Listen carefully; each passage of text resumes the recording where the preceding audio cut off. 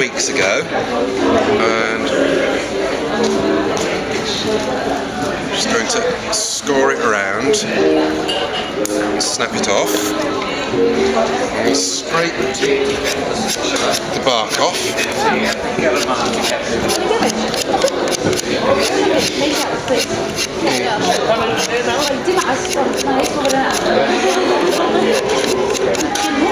It's actually easier to scrape the bark off while it's green. Ideally you cut them fresh like this piece and scrape the bark off and let them dry afterwards, but it doesn't matter if you don't.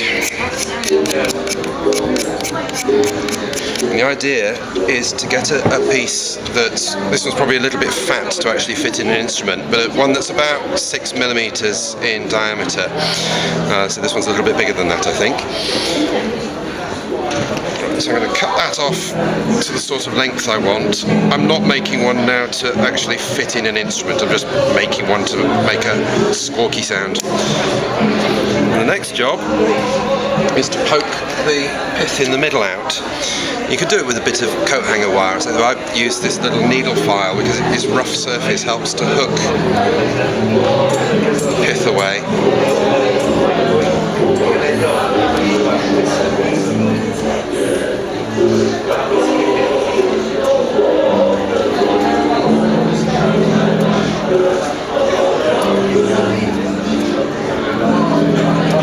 You just have to be a little bit careful not to compact the pith in it. You can end up splitting the tube if you compact the pith too much. So I've done a bit from that end, about halfway. Go from the other end now.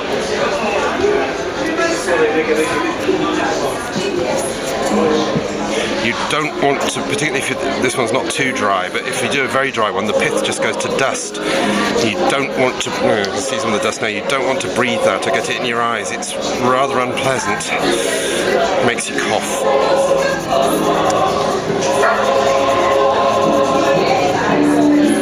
I've got a nice convection current here blowing it back up towards me. As long as, according to Jared, it's a laxative as well. So. Yes, I believe so. Well, apparently elder is laced with a cyanic compound, so you shouldn't suck it or chew it very much.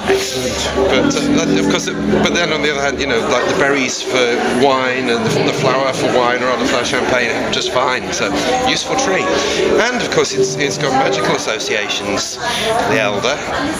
It's a bit like the rowan, it's a magic tree. So I'm just using the file as well now just to clean the walls down inside a bit. Get the worst of the pith away. So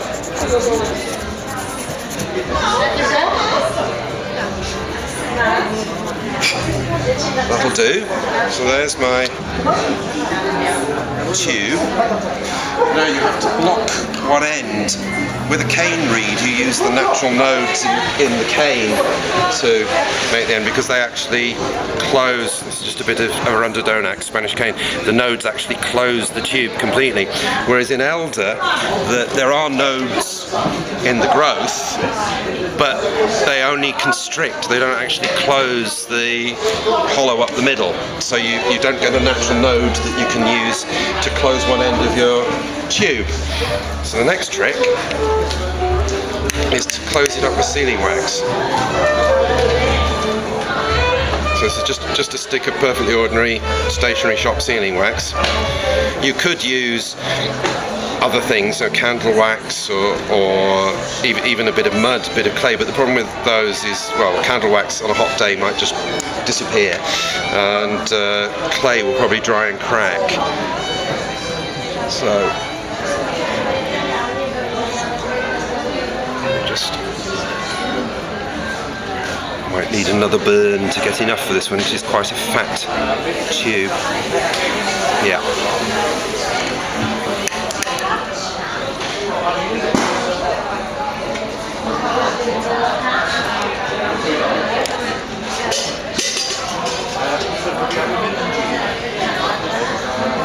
You just build it up gradually.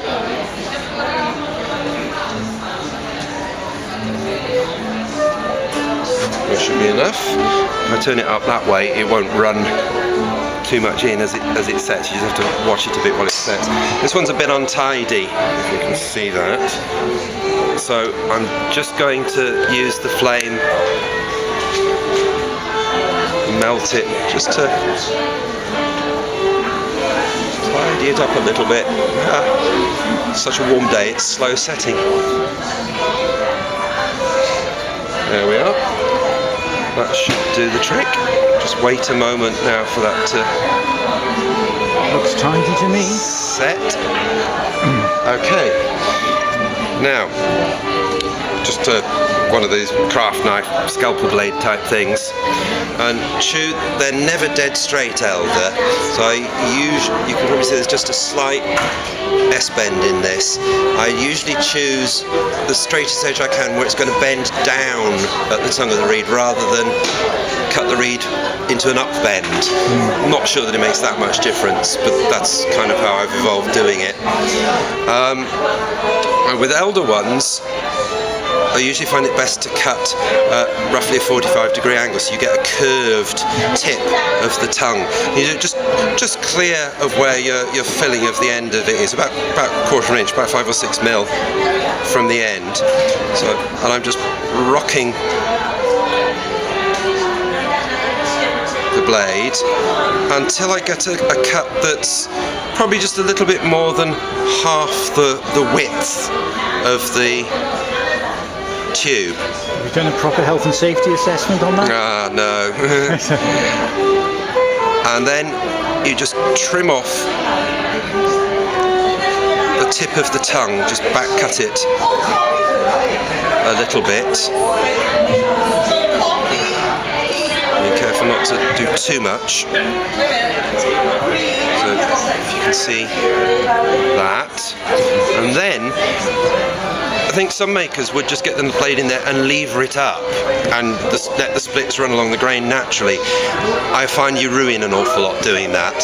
So what I do is I use the knife and I cut to try and get a flat edge. So I'm not cutting perpendicular, I'm cutting in the tangent of the edge of the blade, and I just push the point in and gently work it so I'm actually controlling where the split runs. Okay, now that's not quite the end of it, but I'm going to do the other side now. Same thing, I'm sort of using my finger as a feeler gauge. Just push it in till it starts to split. There we go, just make sure there's no threads. Whoops! Holding it. Here we go, rescued it. So I've now got a partial cut. Now I am going to get the knife under that and just run the cut down to the sort of length I want. You want about an inch, between 2 and 3 centimetres. Obviously if you're making one to go in an instrument, you've got to consider your bit for plugging into the socket in the instrument. So, seat, I think. So yeah, there we have a tongue. You can see there are a few little hairs there. So I've just got a sheet of abrasive paper. I just get that under the tongue, hold the tongue onto it, pull it out a couple of times, and the other way over, and just give it a flip, and let's see, hopefully that's going to work.